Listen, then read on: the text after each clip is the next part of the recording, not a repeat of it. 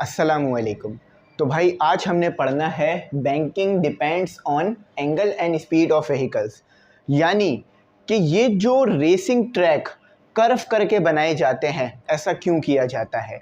आपने देखा होगा ना, अक्सर रोडों पे ढलान बनाई जाती है, तो उस ढलान को क्यों बनाया जाता है, ताकि हमारी जो गाड़ी है वो तेज़ स्पीड में कर्व कर सके, यानी जो कर्व पाथ है उसे कवर कर सके। अगर हम स्लोप नहीं बनाएंगे, देखो अब मैं ये ढलान का वर्ड इस्तेमाल नहीं करूँगा, अब मैं इस्तेमाल करूँगा स्लोप का वर्ड। स्लोप का वर्ड क्या होता है, सबसे पहले समझ लो। ये आपके पास एक सरफेस था, लेकिन ये पहली पिक्चर थी, ठीक है। लेकिन आपने क्या किया, इस सरफेस पर एक ऐसा तख्ता या एक ऐसी चीज़ रख दी कि जिससे आपके पास एक एंगल बन गया आपके पास एक, तो इस चीज़ को आप कहोगे स्लोप। ये क्या है, आपका स्लोप है, यानी आपने जो है वो कुछ एंगल बना लिया है सरफेस से, इस चीज़ को आपका स्लोप कहा जाएगा, ठीक है। इसे याद रखना, ये बहुत ज़्यादा यहाँ पर हमारे पास यूज़ होगा। तो ये स्लोप हम क्यों बनाते हैं कार ट्रैक पर या मुख्तलिफ जगह पर, ताकि हमारी गाड़ी तेज़ी से क्या कर सके, कर्व पाथ पर डिस्टेंस कवर कर सके और उसकी स्पीड बरकरार रहे। क्योंकि अगर वो कर्व पाथ पर आके अपनी स्पीड कम कर लेगी, जैसे कि फॉर एग्जांपल गाड़ी कर्व पर अगर तेज़ लाओगे तो आपको पता है फिसलने के चांसेस रहते हैं, लेकिन अगर कर्व पाथ बिल्कुल भी नहीं है तो फिर तो ज़रूर फिसलेगी गाड़ी, क्योंकि हाई स्पीड में गाड़ी को सर्कल में रोके रखना बड़ा मुश्किल होता है। फॉर एग्जांपल ये मैंने आपके लिए एक कर्व बनाया, ठीक है, ये एक सर्कल बना दिया मैंने, आपको पूरा कंप्लीट कर दिया। अब इस सर्कल में ना अगर मैं हाई स्पीड में गाड़ी चलाऊंगा तो बहुत हद तक चांस है कि मैं इस सर्कल में अपने आप को ना रख सकूं, आगे पीछे निकल जाऊं। उसकी वजह क्या है कि हाई स्पीड में इस पे रहना मुश्किल होगा। तो हम क्या करते हैं, एक कर्व बना देते हैं। अब मैं कर्व बना के नहीं शो कर सकता क्योंकि वो 3D होता है, तो यहाँ पर एक कर्व सा बना देते हैं, एक उठान बना देते हैं, जिससे गाड़ी हमारी क्या होती है, सर्कल में तेज़ी से मूव कर पाती है। इसकी डायग्राम ज़रा आप देखें, आपको 4.9 फिगर में डायग्राम बड़े होते हुए चल के नज़र आ रही होगी। अच्छा, हमने न्यूमेरिकल भी करना है इसका, और साथ ही साथ और चीज़ें भी हमने इसमें सॉल्व करनी है। यहाँ पर मैं आपको एक छोटी सी बात बता दूँ कि देखिए भाई, गैस पेपर ना बन गए हैं, आप लोग ज़रूर बाय कर लें। बहुत से बच्चे टेस्ट के लिए परेशान हो रहे हैं कि टेस्ट के इंपॉर्टेंट क्वेश्चंस कहाँ से मिलेंगे, कौन से टेस्ट में कितने क्वेश्चंस आएंगे, तो वो सब आपको गैस पेपर में हमने चैप्टर वाइज बनाकर दे दिया है। अभी किसी ने गैस पेपर नहीं निकाले हैं, हमने पहले ही निकाल दिए ताकि आपकी टेस्ट वगैरह हर चीज़ की तैयारी हो। शुरू से पढ़ोगे ना, अच्छे नंबर आ जाएंगे। 200 रुपये इसके PDF की फ़ीस है, ठीक है, और इजी पैसा नंबर शुरू में आया होगा, उसी पे कर उसी पे हमसे कांटेक्ट करो, आपको आपके PDF मिल जाएंगे तमाम सब्जेक्ट के, और नोट्स की भी यही फ़ीस है फिज़िक्स के। अच्छा, अब ज़रा यहाँ पर आ जाओ कि हमारे पास बात हो क्या रही है। अब देखो, एक गाड़ी है वो सर्कल में मूव कर रही है, ठीक है, ये हमने क्या बना लिया, ये हमने अपना एक सरफेस बना दिया। अच्छा, अब ये हमने एक छोटा सा एक कर्व बना लिया। हमने क्या किया, एक कर्व बनाया। देखो, इसके पीछे की पूरी साइंस को समझने के लिए आपको ये डायग्राम बहुत अच्छी तरह देखनी है। ज़्यादा टाइम नहीं ही लूँगा, लेकिन बात ज़्यादा समझाऊंगा, ठीक है। अच्छा, अब इसके ऊपर एक गाड़ी जो है वो मूव कर रही है। अब देखो, मैं 3D शेप नहीं बना सकता, ठीक है, मैं 3D शेप नहीं बना सकता। मैं आपके लिए एक इस तरह की गाड़ी ड्रॉ कर देता हूँ, ठीक है। चलो, इस तरह की एक गाड़ी ड्रॉ कर देता हूँ कि उसके ऊपर एक गाड़ी जो है वो मूव कर रही है, ठीक है, इसके ऊपर एक गाड़ी जो है वो मूव कर रही है। अच्छा, अब ये तो ऐसा लग रहा है कि ये गाड़ी ऊपर की तरफ जा रही है ना, ये तो सही शेप नहीं है, ये तो सही नहीं होगा आपका। अच्छा, अब हम इस गाड़ी को ना एक बॉक्स से कंसीडर कर लेते हैं, क्योंकि मैंने फिर बताया कि गाड़ी अंदर की तरफ जा रही है। मेरे पास 3 डायमेंशन नहीं है, मेरे पास ओनली 2 डायमेंशन है, Y डायमेंशन, X डायमेंशन, वो 2D होता है। तो 3D डायग्राम तो पॉसिबल ही नहीं है बनाना। तो मैं कार को इक्वल ले रहा हूँ बॉक्स के, समझ लो ये बॉक्स है मेरे पास, ठीक है, ये बॉक्स है, और ये बॉक्स ट्रेवल कहाँ कर रहा है, बोट के इनवर्ट, अंदर की तरफ, ठीक है। यहाँ पर हमने कार किसको ले लिया है, इस बॉक्स को तसव्वुर कर लिया है। सपोज करते हो ना, अब इसको सपोज कर लो। अब देखो, इसके पीछे फिनोमिना क्या लगता है, यहाँ पर एक एंगल बन रहा है। क्यों? क्योंकि आप जो है वो सरफेस से उड़ गए हो, सरफेस से ऊपर चले गए हो, यही आपका स्लोप है। ये आपका क्या है, स्लोप। ये एंगल अलग चीज़ है, स्लोप अलग चीज़ है। इस एंगल की वजह से स्लोप तो बन रहा है, लेकिन ये एंगल आपके पास स्लोप बना रहा है, ये एंगल स्लोप नहीं है, याद रखना, ठीक है। ये जो बन रहा है ना उठान, ये स्लोप है आपके पास। अच्छा, इस एंगल की वजह से ही बन रहा है स्लोप। अब यहाँ पर इसको थोड़ा सा हम एंगल को अंदर की तरफ कर देते हैं, समझ लिए ना आपने, इसको अंदर की तरफ कर लेते हैं, क्योंकि अब मुझे यहाँ पर फोर्सेस बनानी है। अब मैं आपसे पूछूं इधर कितनी फोर्सेस लग रही हैं, तो बहुत सारी फोर्सेस लग रही हैं, जिसमें फ्रिक्शन। सबसे पहले देखो आपको खुद से सोचना है कि क्या क्या हो रहा है, कौन कौन सी फोर्सेस लग रही हैं, ज़रा मेरे साथ कॉल करो।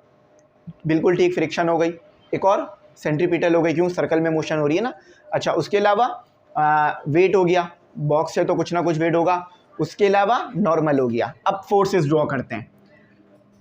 याद रखना नॉर्मल हमेशा आपके, अब देखो पहले ये सरफेस था ना आपका, लेकिन अब आपका सरफेस ये है आपका सरफेस। क्या है आपका, ये आपका सरफेस है। क्यों, क्योंकि आप जो रियल सरफेस है उससे ऊपर उठ गए हो। नॉर्मल हमेशा परपेंडिकुलर रहेगा किसके, सरफेस के। मैं बोलूँ यहाँ नॉर्मल बनाओ, तो क्या आप ऐसे बनाओगे? नहीं, आप नॉर्मल बनाओगे ऐसे। क्यों? क्योंकि आपने सरफेस के परपेंडिकुलर रहना है। अब अगर आपका सरफेस ऊपर की तरफ चला गया है, सरफेस समझ लो पहले ऐसे था, पिक्चर 1 में ऐसे था, पिक्चर 2 में आपका सरफेस ऐसे चला गया है, तो अब अगर मैं ऐसे नॉर्मल बना दूंगा तो ये तो नॉर्मल है ही नहीं, ये तो कोई एंगल बना रहा है, नॉर्मल से छोटा एंगल है, तो ये तो बात गलत हो जाएगी, ये राइट एंगल तो नहीं है बिल्कुल भी। ठीक है, तो मुझे अपने नॉर्मल को भी ऐसे ड्रॉ करना होगा। अब मेरा नॉर्मल ऐसे है स्लोप बन जाने के बाद। ठीक है, बात समझ आ गई? चलो अब आगे चलो। वेट हमेशा डाउनवर्ड रहेगा। सरफेस कहाँ है आपका, ये रहा, ये आपका वेट आ गया। वेट, वेट यानी वजन। नॉर्मल को मैं एन से शो करूंगा। अच्छा, अब मेरा नॉर्मल, जो मेरा नॉर्मल है उसके कंपोनेंट्स निकलना है। क्यों? क्योंकि देखो ये एंगल बना रहा है ना, ये एंगल बना रहा है, एक कंपोनेंट इसका ये वाला निकलना है। ठीक है, जो कि आपके पास वर्टिकल कंपोनेंट ऑफ नॉर्मल है। ये कौन सा है, वर्टिकल कंपोनेंट ऑफ नॉर्मल। अब ये बन रहा है आपका एंगल, यहाँ बन रहा है आपका एंगल। चलो मेरी बात समझ आ गई माशाल्लाह से। ये आपका क्या है, वर्टिकल कंपोनेंट ऑफ नॉर्मल, यानी जो नॉर्मल रिएक्शन होता है आपका, ये वो है। अच्छा, देखो यहाँ पर ना ये बात इन्होंने लिखी हुई भी है आगे, यहाँ पर मैं पढ़ाऊँगा आपको कि इधर ये कह रहे हैं कि 2 external forces must be equal in magnitude. और वो कौन सी फोर्सेस हैं, 2 एक्सटर्नल फोर्सेस, वो कौन सी हैं? एक आपके पास वर्टिकल फोर्स जो कि नॉर्मल है, और दूसरी आपके पास वेट है। ठीक है, ये याद रखना। अच्छा, ये नॉर्मल है आपके पास, लेकिन ये मैं इसको प्राइम बना रहा हूँ। क्यों? क्योंकि ये रिजल्टेंट वाले नॉर्मल का वर्टिकल कंपोनेंट है। देखो वेलोसिटी का हमने कंपोनेंट निकाला था ना, ये आपके पास वेलोसिटी है, वेलोसिटी से बात समझ आ जाएगी, पिछले चैप्टर में किया। ये वेलोसिटी का एक्स कंपोनेंट है, ये वेलोसिटी का वाई कंपोनेंट है। तो ये जो है वो आपके पास क्या है, ये आपके पास वाई कंपोनेंट है। अब मैं वाई कंपोनेंट को यहाँ कॉस लूँगा। क्यों? एंगल के सामने क्या बन रहा होता है, मैं अगर आपसे पूछूं कि मुझे बताएं, मैं आपसे जानना चाहता हूं एंगल के सामने क्या बन रहा होता है, तो हमेशा एंगल के सामने होता है परपेंडिकुलर। ठीक है, तो परपेंडिकुलर ये है, मैं इसको यहाँ पर रख लेता हूँ। बन यहाँ पे रहा था, ये देखो पैरेलल है ना, पैरेलल में तो एंगल सेम रहता है। ये P यहाँ बन रहा था, मैंने यहाँ पे उठा के रख लिया, तो मेरे पास ये क्या बन गया, FC, सेंट्रीपिटल फोर्स बन गई। नॉर्मल के 2 कंपोनेंट हैं, एक नॉर्मल का वर्टिकल कंपोनेंट है, जिसे हम नॉर्मल का वर्टिकल कंपोनेंट ही कह रहे हैं। एक नॉर्मल का आपके पास कौन सा कंपोनेंट है, जो है वो एक्स कंपोनेंट। वो जो एक्स कंपोनेंट है ना नॉर्मल का, वही आपके पास क्या है, सेंट्रीपिटल फोर्स है। वो किस तरफ है, वो आपके पास सर्कल के सेंटर की तरफ है। अब इसको मैं कंप्लीट कर दूं, अगर सर्कल बना दूं पूरा, तो यहाँ पर सेंटर बनेगा ना, है ना, बनेगा ना सेंटर, यहाँ पर सेंटर बनेगा ना। तो देखो पढ़ी थी ना ये बात कि centripetal force is always directed toward the centre. यहाँ पर प्रूफ आ गया आपके सामने पूरा का पूरा कि ये जो एक्स कंपोनेंट है नॉर्मल का, वो सेंट्रीपिटल फोर्स बन रही है, जो कि बॉडी को सर्कल में रोके रखेगी आपकी। ठीक है, ये बात मेरी आप समझ गए। अच्छा, याद रखना, अगर ये बात समझ नहीं आ रही है ना, ये P जो है ना, P, इसको मैंने उठाकर इस तरफ ले लिया है, ऊपर से उठाकर नीचे की तरफ ले लिया है, तो मैंने उसे फिर FC बोल दिया है। ठीक है, ये याद रखना, ये मत भूलना, वरना पूरी बात क्लियर नहीं हो पाएगी। अच्छा, एक मैं छोटी सी चीज़ यहाँ पे कर दूँ कि मैं इस रिजल्टेंट को ब्लैक से शो करा देता हूँ आपके लिए, ताकि आप मेरी बात अच्छी समझ जाओ। अच्छा, परपेंडिकुलर ट्रायंगल में जो हिस्सा परपेंडिकुलर होता है उसके साथ क्या लगाते हो आप, जी बिल्कुल साइन थीटा लगाते हो। तो आपके पास ये क्या बना, ये बना आपके पास, देखो है तो नॉर्मली ना, है तो नॉर्मली, चलो थोड़ा मुश्किल हो रहा होगा ना समझने में, आसान करता हूँ इसको। ये क्या है आपका एक्स कंपोनेंट है। देखो एक्स एक्सिस पे क्या क्या मौजूद है, ये देखो एक्स कंपोनेंट, या हॉरिजॉन्टल कंपोनेंट कह लेते हैं, हॉरिजॉन्टल कंपोनेंट, चलो कंपोनेंट, ठीक है, हॉरिजॉन्टल कंपोनेंट। हॉरिजॉन्टल कंपोनेंट क्या है आपके पास, एफ सी। अच्छा एफ सी बना कैसे, किसकी वजह से बना, नॉर्मल की वजह से ना, नॉर्मल की वजह से बना। तो ये क्या हो गया एन। अच्छा अब मैंने क्या कहा था, ट्रायंगल में एंगल के सामने वाली साइड परपेंडिकुलर होगी, तो परपेंडिकुलर के साथ क्या लगाते हो, साइन थीटा। याद आ गई ना बात, टिग्नोमेट्री पढ़ी है ना हमने, कहते हैं ना ये अल्फा बीटा गामा, ये साइन कॉस ढिमकड़ा कहाँ यूज होता है, अगर पढ़ोगे तो पता चलेगा यहाँ यूज हो रहा होता है। इसके बगैर हमारी जिंदगी बहुत मुश्किल हो जाएगी समझना, ठीक है। तो ये समझ में आ गई ना बात कैसे हुआ ये, फिर से जरा सुनो मेरी बात। ये मेरे पास परपेंडिकुलर है, ठीक है, परपेंडिकुलर यानी ये एफ सी ही है, ठीक है, मैंने उसको उठाकर यहाँ पे रख लिया, कोई मसला नहीं है। मेरे पास ये मार्कर यहाँ पे रखा, मैं यहाँ रख लूँ, कोई मसला नहीं है, ठीक है। अच्छा अब ये एफ सी है क्या, किसकी वजह से बन रहा है, हॉरिजॉन्टल की वजह से बन रहा है ना, मतलब नॉर्मल की वजह से बन रहा है, नॉर्मल के जो हमारे पास रिजल्टन है, जो रिजल्टन में नॉर्मल है उसकी वजह से बन रहा है। तो हम इसके साथ क्या लेंगे, हाँ एन साइन थीटा, ठीक है। एफ सी का क्या फॉर्मूला पढ़ाया था, सेंटीपीटल फोर्स का फॉर्मूला बार बार पढ़ाया था, M V square upon R, put कर दो इसकी जगह पर, तो क्या बन गया, एन साइन थीटा को मैं पहले लिख रहा हूँ, M V square upon R को मैं बाद में लिख रहा हूँ। इसको याद रखना, इसको याद रखना, इक्वेशन 1 कह के आगे बढ़ रहा हूँ मैं। अब मेरी बात सुनो, अगर वेट और नॉर्मल का वर्टिकल कंपोनेंट बराबर होगा, अच्छा याद रखना ये एक आइडियल बैंकिंग है, ठीक है, आइडियल बैंकिंग है। बैंकिंग से मुराद यहाँ पर ये वो वाली बैंकिंग नहीं है, बैंकिंग से मुराद यहाँ पर ये वो वाली बैंकिंग नहीं है, वो जो आप जिधर कैश लेन देन होती है, ये बैंकिंग से मुराद है किनारा, पढ़ा है ना आपने, काफ नून किनारा, ठीक है, ये वो वाला आपके पास एक किनारा है, ठीक है। तो इसमें आइडियल का मतलब, आइडियल का लफ्ज़ इस्तेमाल हुआ है तो इसका मतलब है इसमें फ्रिक्शन नहीं है, फ्रिक्शन लेस। जब भी कहते हैं ना आइडियल मशीन है, इसका मतलब है फ्रिक्शन नहीं होगी, 100% वर्क हो रहा होगा, 100% एफिशिएंसी रहेगी, ठीक है। ये बात समझ आ गई आपको, आइडियल का मैंने बता दिया, यानी इस सरफेस में इस सरफेस में कोई फ्रिक्शन नहीं है हमारे पास। अच्छा अब वर्टिकल कंपोनेंट की तरफ चलते हैं, ठीक है। वर्टिकल कंपोनेंट, वर्टिकल में दो कंपोनेंट्स हैं हमारे पास। अच्छा याद रखना, गाड़ी जब ही आपके पास उस स्लोप पर या उस बैंक पर रहेगी या उस किनारे पर रहेगी, जब आपके पास ये वेट, गाड़ी का वेट ये वर्टिकल कंपोनेंट के बराबर होगा। अब देखो मैं इसे वर्टिकल कंपोनेंट तो बोल रहा हूँ, लेकिन इसके साथ मैं क्या लूँगा, बिल्कुल एन कॉस थीटा। क्यों कॉस थीटा ले रहा हूँ, क्यों, क्योंकि हमारे पास ये हाइपोटेन्यूस है जो कि हमारे पास टेन थीटा बनेगी, ये हमारे पास साइन थीटा बन गई थी, तो कॉस थीटा ये वाला हिस्सा बनेगा जो कि हमारे पास बेस होगा, ठीक है। ये हाइपोटेन्यूस है, ये बेस है, ये परपेंडिकुलर है। अब राइट एंगल ट्रायंगल में इसमें से नहीं निकाल रहा हूँ, लेकिन मैंने यहाँ ड्रॉ कर दिया है पूरा का पूरा। अगर आपके पास वेट यानी वर्टिकल में दो फोर्सेस हैं, वर्टिकल एक्सिस पे दो फोर्सेस लग रही हैं, एक वेट लग रही है डाउनवर्ड जो ऑलवेज डाउनवर्ड रहेगी, और एक आपके पास लग रहा है नॉर्मल, ठीक है, एक आपके पास नॉर्मल का वर्टिकल कंपोनेंट। नॉर्मल का खुद रिजल्टेंट बना, उसमें से एक कंपोनेंट एफ सी निकला, एक कंपोनेंट आपके पास एन वाई निकला, तो ये बराबर होगा एन कॉस थीटा। अगर ये वर्टिकल कंपोनेंट वेट के बराबर है एम जी के, तो गाड़ी आपकी रुकी रहेगी आपके स्लो, मतलब आपके सर्कल में। अगर ये दोनों बराबर नहीं हुए तो गाड़ी सर्कल से बाहर निकल जाएगी, ठीक है।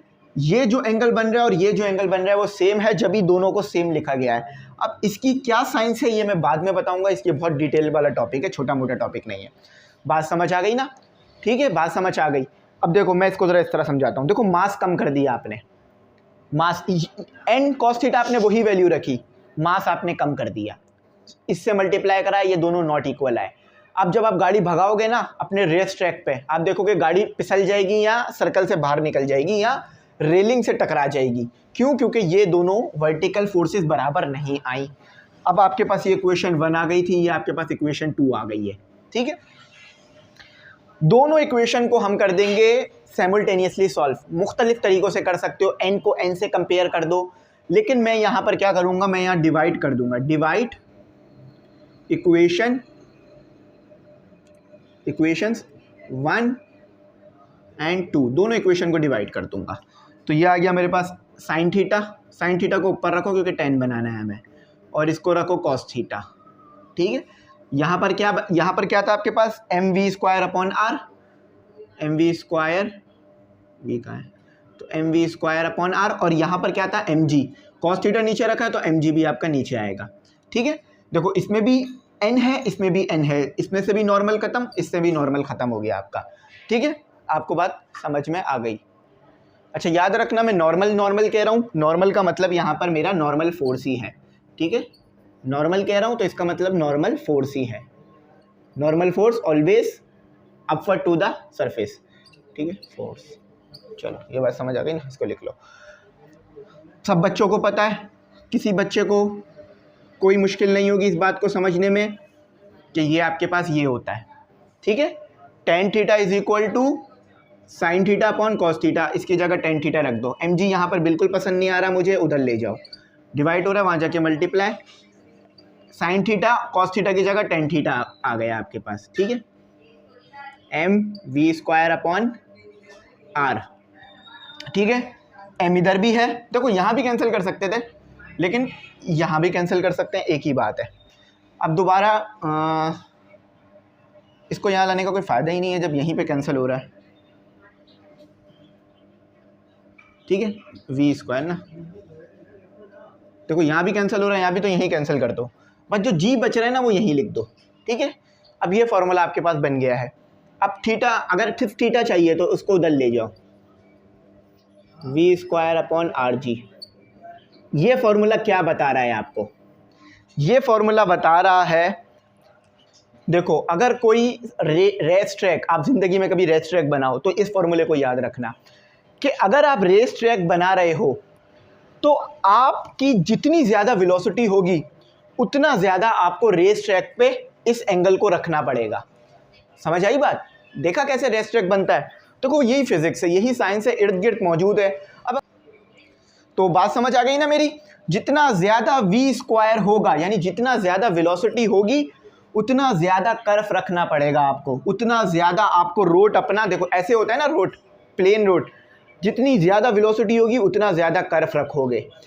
अगर कर्व कम हुआ, वेलोसिटी ज़्यादा, तो गाड़ी या तो आगे की तरफ निकल जाएगी या तो रेलिंग से टकरा जाएगी, आप सर्कल में बरकरार नहीं रख पाओगे अपने आप को। ये फार्मूला आ गया, ये हमारा काम हो गया।